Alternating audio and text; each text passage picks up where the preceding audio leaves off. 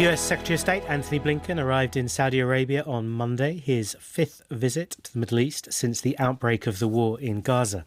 America's top diplomat is hoping to press ahead with a potential ceasefire deal while tamping down regional tensions.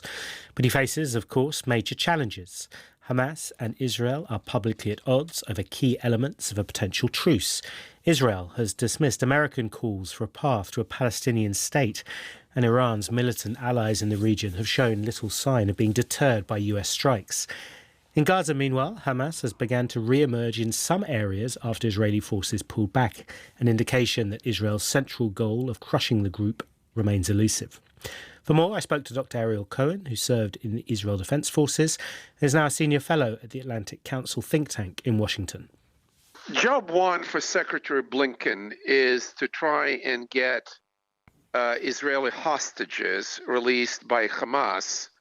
Hamas is using them as pawns to extend their own survival. And of course, if they released the hostages and left the territory, the hostilities would stop.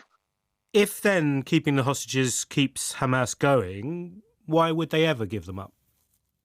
That's a very good question. There are reports about disagreements between Hamas leadership in Doha and the Hamas leadership in Gaza. At some point, one of the two factions will prevail, and we'll see what's going to happen. The other question is why Qatar is not using its considerable political and financial influence to try and release the hostages and get this to a closure and save human lives. Well, Hamas has been pretty heavily involved in all negotiations so far, hasn't it? Well, they're sitting on the proposal now for a week, and we don't know when it's going to be resolved. They're sucking a lot of Secretary Blinken's attention since the Hamas attack on October 7th.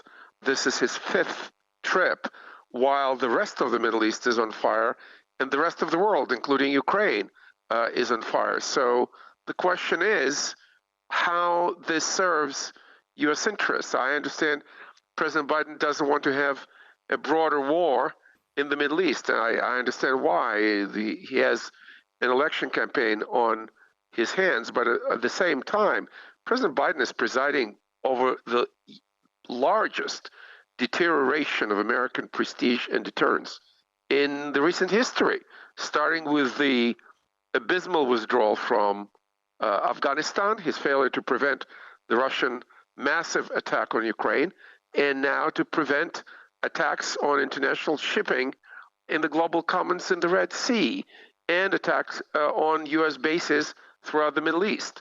And what we need to do as the United States and with our allies, such as the UK, is to restore our deterrence.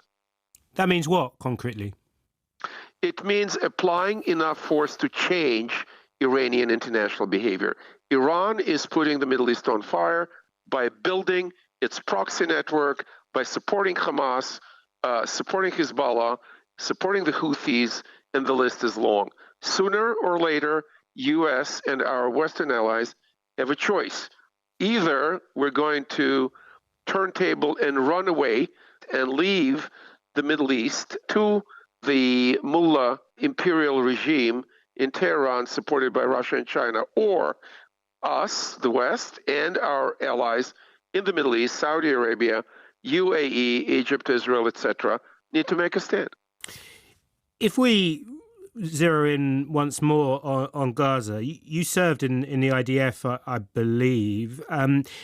When Israel's leadership says that it can eliminate Hamas, do you think that's actually feasible? Because we see Hamas springing up again in places in Gaza which the Israelis thought they had got rid of them from. Right. Well, I will draw our listeners' attention and memory to a place called Mosul. Mosul was infested by ISIS, by Daesh, and it took us 9 months with our Iraqi allies of incessant fighting in very difficult urban areas to get rid of 3,000 to 5,000 fighters. The war in Gaza is going on now for, give or take 3 months? At the same time, there should be a dialogue with the Palestinian Authority, Saudi Arabia, UAE, Egypt, and others, how to reconstitute Gaza. The thoughts of Ariel Cohen of the Atlantic Council think tank.